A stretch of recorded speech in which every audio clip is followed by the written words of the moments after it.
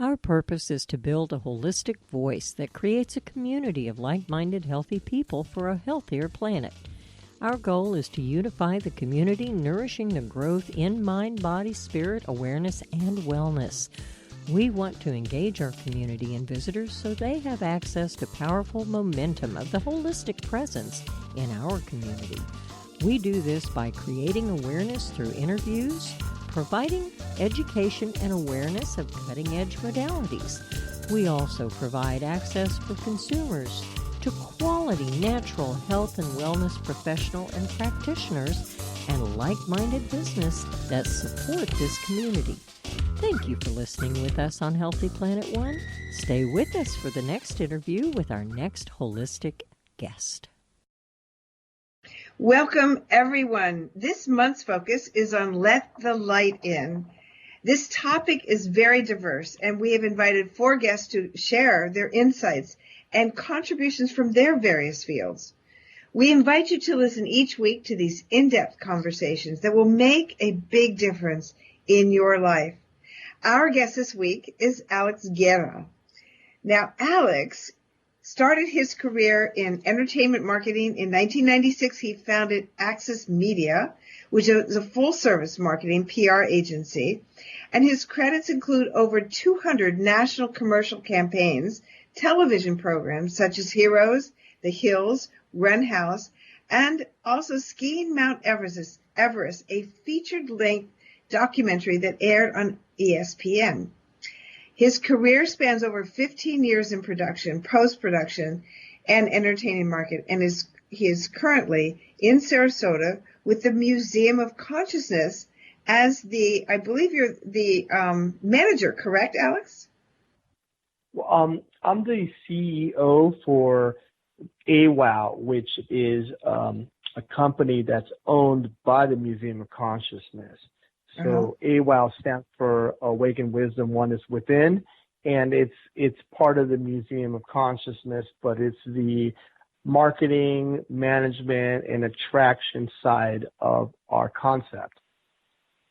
And you're doing this. I know that Carol Van Groff is the Museum of Consciousness, and as I understand it, you're kind of her right-hand person.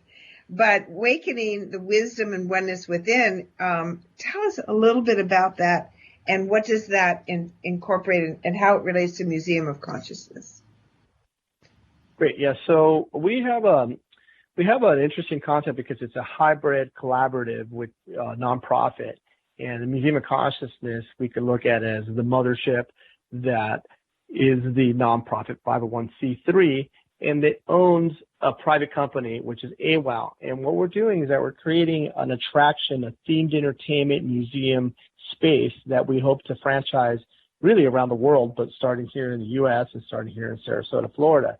So we have a 6-acre property that we're developing that's going to have a lecture series, a venue for 500 people, and along with the museum, which is visual art, tech art using 3D and technology, virtual reality, augmented reality for telling story and speaking of this concept of consciousness. So AWOW stands for Awaken Wisdom, Oneness Within, and it's meant to engage people in all the fields and understandings of what is consciousness, because really at the end of the day, consciousness is everything, and people throughout history have been pondering what it is that consciousness is. And what we're doing is that we're celebrating the fact that we are aware and that we are evolving, and we're doing it through an experience. And that's basically what AWOW will provide.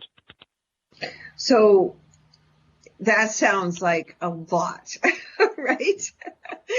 So there's a lot to incorporate and cover. So I'm trying to organize in my mind. Tell us how this idea started and why is it needed today?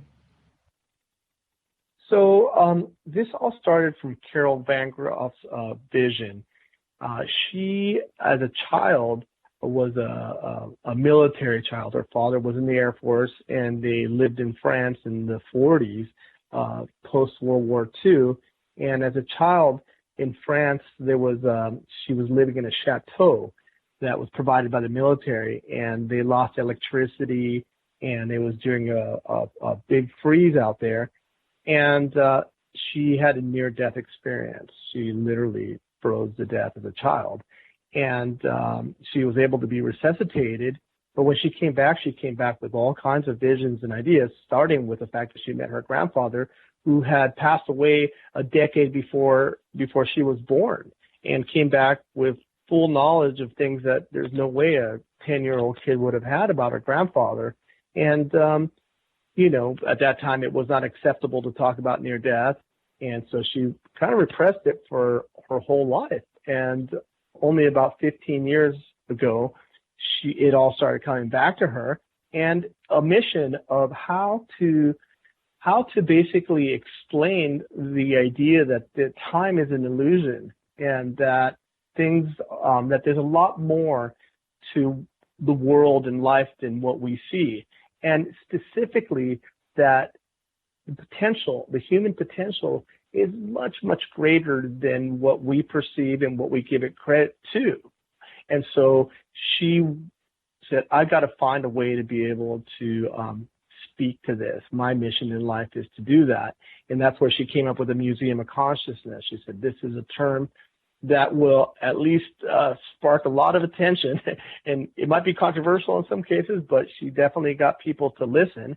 And then from there, it started evolving into how do you get this message to people without being preachy or lectury or any of this.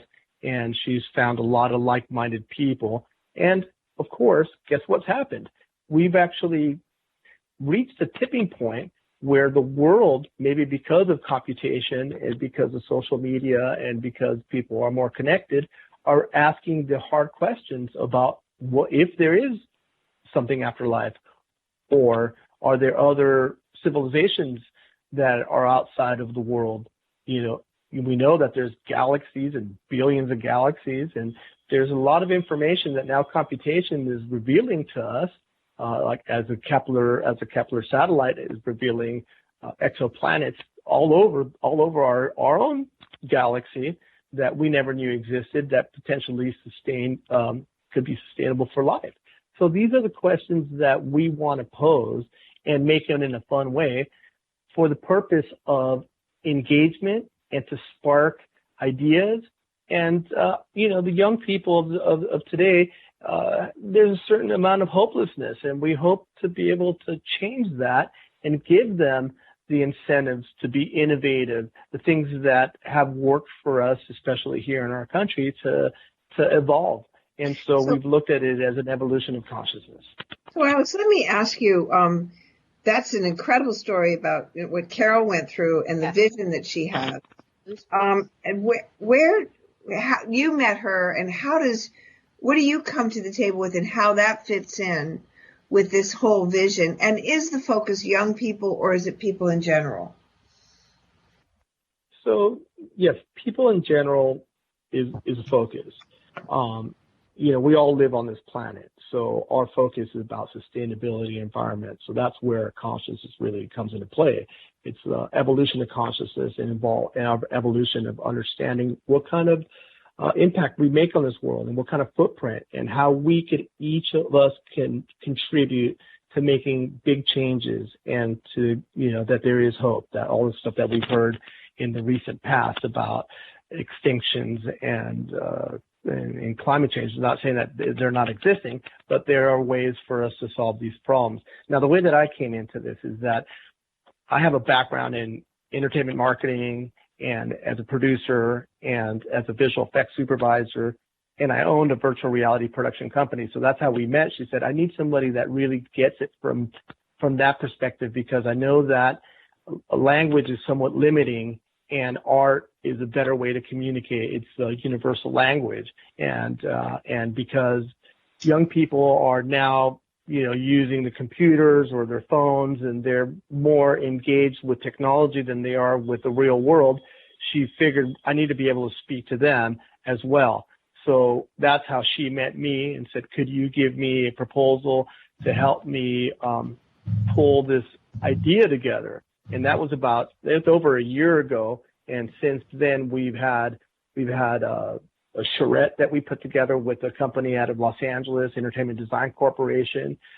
We brought in Jeremy Rylton, who's a very well-known designer in the theme park and exhibit side. Also has designed and produced shows for Cher and for Elton John and for big concerts all around the world.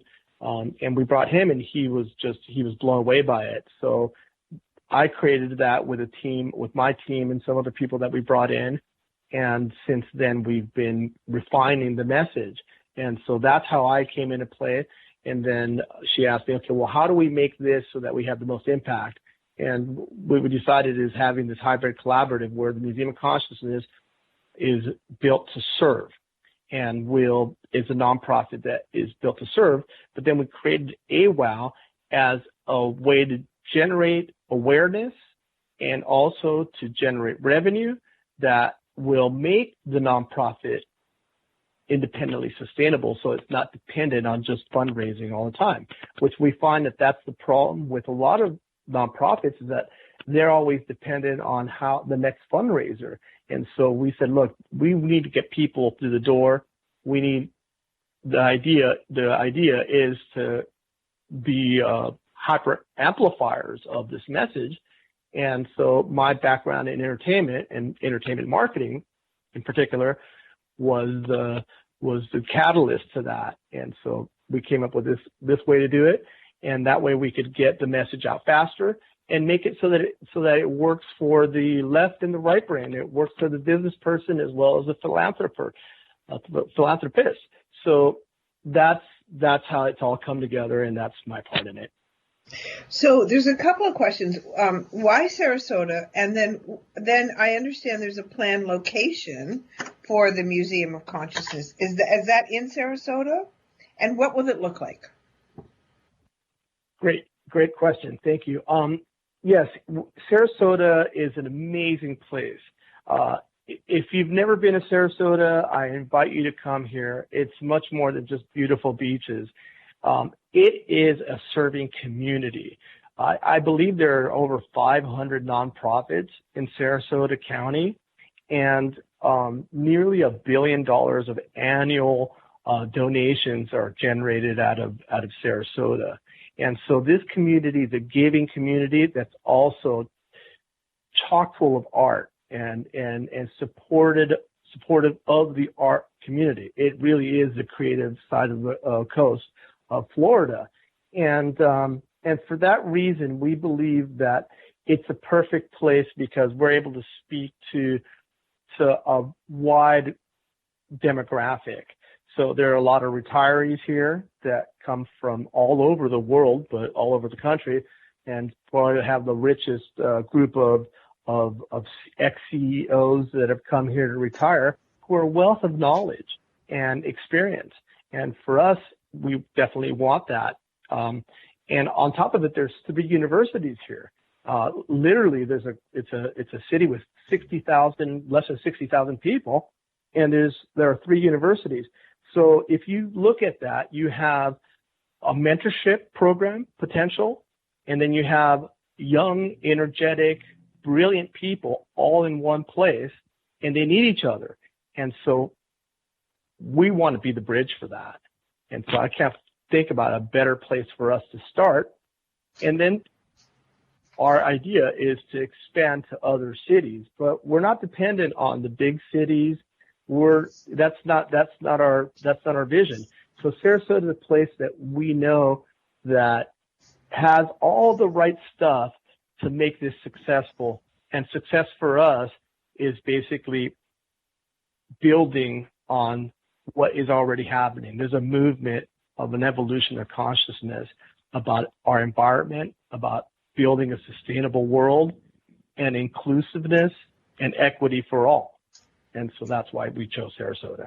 One thing, Alex, I wanted to say is one of the reasons I came here was because, I love the area for its arts and the drama and all of that. But we have a very successful film festival here that's known nationwide.